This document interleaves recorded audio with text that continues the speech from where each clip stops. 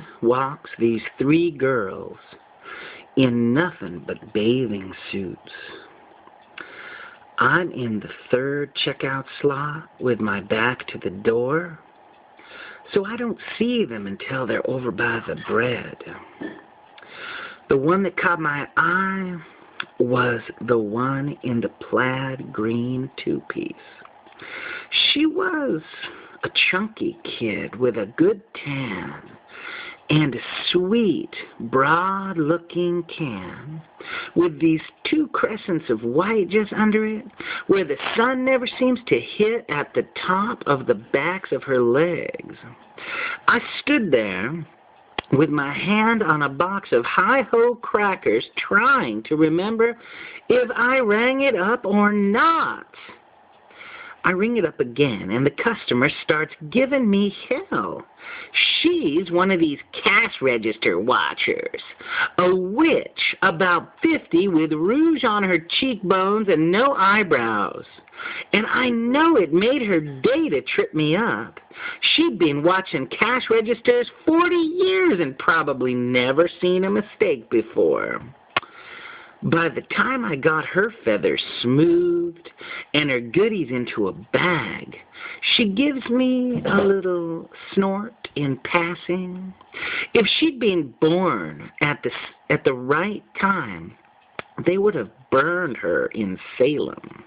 By the time I get her on her way, the girls had circled around the bread and were coming back without a push cart, back my way along the counters in the aisle between the checkouts and the special bins. They didn't even have shoes on. There was this chunky one with the two-piece.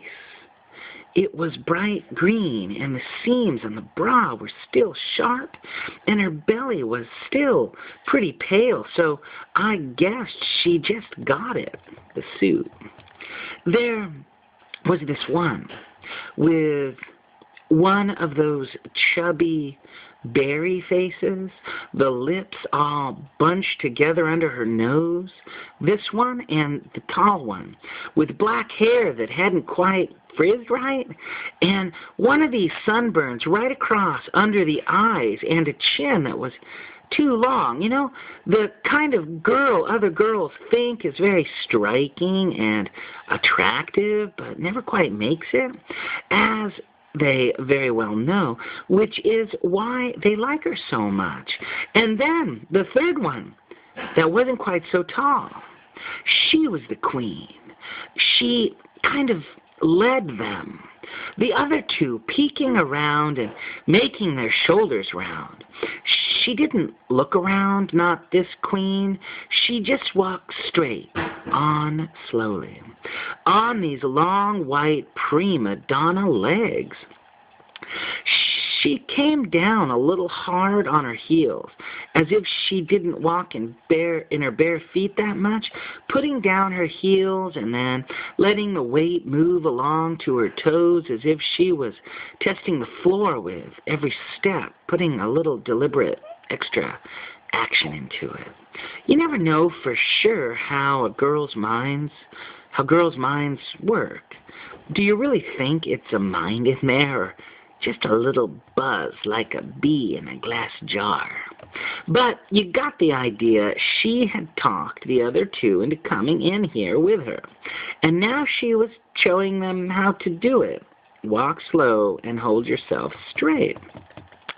She had on a kind of dirty pink, beige maybe, I don't know, bathing suit with a little nubble all over it, and what got me, the straps were down.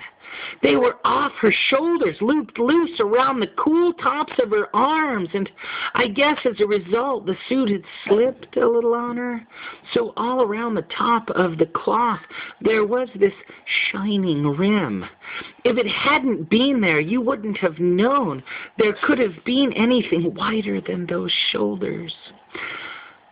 This is your teacher, and that was the first 5 minutes of A&P, by John Updike.